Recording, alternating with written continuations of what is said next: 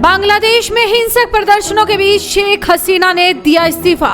भारत के आकाश में पहुंचा शेख हसीना का हेलीकॉप्टर। अब बांग्लादेश में सेना का होगा राज। पीएम आवास में घुसे प्रदर्शनकारी, तस्वीरें देख चौंक गई पूरी दुनिया।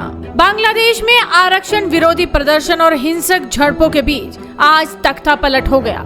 पूरा बांग्लादेश जल रहा है। प्रधानमंत्री शेख हसीना ने इस्तीफा दे दिया और राजधानी ढाका को छोड़ दिया। बताया जा रहा है कि पीएम शेख हसीना और उनकी बहन रेहाना गण भवन छोड़कर भारत पहुंच गई है। हिंसा को लेकर शेख हसीना भाषण रिकॉर्ड करना चाहती थी, लेकिन उन्हें ऐसा करने का मौका नहीं मिल सका और इसी बीच प्रदर्शनकारी पीएम आवास में घुस आए हैं। ये घटना ऐसे वक्त में हुई है जब बांग्लादेश के सेना प्रमुख वकारुज्जमान कल भीषण झड़पों में 98 लोगों के मारे जाने के बाद आज राष्ट्र को संबोधित करने वाले थे। पिछले महीने शुरू हुए विरोध प्रदर्शनों से अब तक मरने वालों की संख्या 300 से ज्यादा हो गई है। प्रधानमंत्री हसीना के इस्तीफे की मांग कर रहे सैकड़ों हजारों प्रदर्शनकारियों ने कर्फ्यू का उल्लंघन करते हुए राजधानी की सड़कों पर मार्च किया और जिसके बाद शेख हसीना के इस्तीफे की खबरें देखने को मिली। हिंसा के बीच हालात बेहद खराब हो गए। प्रदर्शनकारियों ने शेख हसीना की पार्टी आवामी लीग के दफ्तर में आग लगा दी। भीड़ ने गृह मंत्री असदुज्जमान खान के घर को भी आग के हवाले कर दिया है। प्रदर्शनकारी पीएम हाउस में घुस आए हैं। उन्होंने पीएम हाउस पर कब्जा कर लिया है। सोशल मीडिया प्लेटफॉर्म पर इसके कई फुटेज वायरल हो रहे हैं, जिसमें बांग्लादेश के पीएम हाउस के बेडरूम में प्रदर्शनकारियों को आराम फरमाते देखा जा सकता है। प्रदर्शनकारियों को पीएम हाउस के लॉन में भी टहलते देखा जा सकता है। नमस्कार।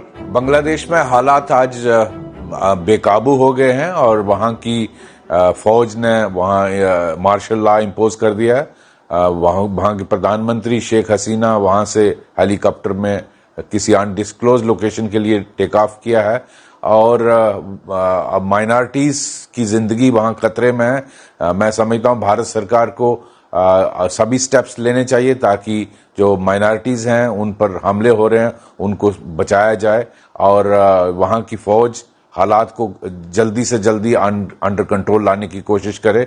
मैं समझता हूँ वहाँ जो सिचुएशन है वो काफी गंभीर है। ऑलरेडी 14 पुलिसमैन वहाँ लिंच हो गए हैं और लगभग 200 से ऊपर प्रोटेस्टर्स मारे गए हैं। तो मैं मेरी समझ के मुताबिक वहाँ फौज को जल्दी से हालात को काबू में लाना चाहिए और स्थिति को नियंत्रण में किया जाए। धन्यवाद। वहीं शेख हसीना के इस्तीफे के बाद बांग्लादेश सेना के प्रमुख जनरल वकारुज्जमान ने प्रेस कॉन्फ्रेंस की। उन्होंने कहा कि आपकी जो मांग है उसे हम पूरा करेंगे, देश में शांति वापस लाएंगे, हम इस देश को अंतरिम सरकार से चलाएंगे। जनरल वकारुज्जमान ने प्रदर्शनकारियों से भी कहा कि तोड़फोड़, आगजनी, मारपीट से दूर रहिए। आप लोग हमारे साथ मिलकर चलेंगे तो हालात सुधरेंगे। मारपीट, हिंसा से कुछ नहीं मिलेगा। संघर्ष और अराजकता से दूर रहिए। वहीं एक तस्वीर ये भी देखने को मिली जिसमें भीड़ ने ढाका में शेख हसीना के पिता और बंग बंधु के नाम से पहचाने जाने वाले शेख मुजिबुर रहमान की प्रतिमा को भी तोड़ दिया। इन्हें बांग्लादेश के जनक के रूप में जाना जाता था।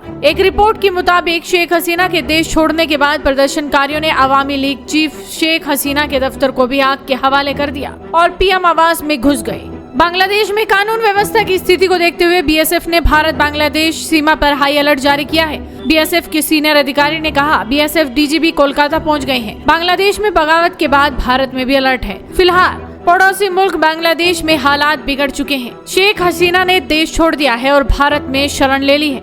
देखना यह होगा कि आने वाले वक्त में बांग्लादेश के हालात किस तरह से सुधरते हैं। तो आप भी इस वीडियो को शेयर कीजिए और जुड़े रहिए हेडलाइंस इंडिया के साथ।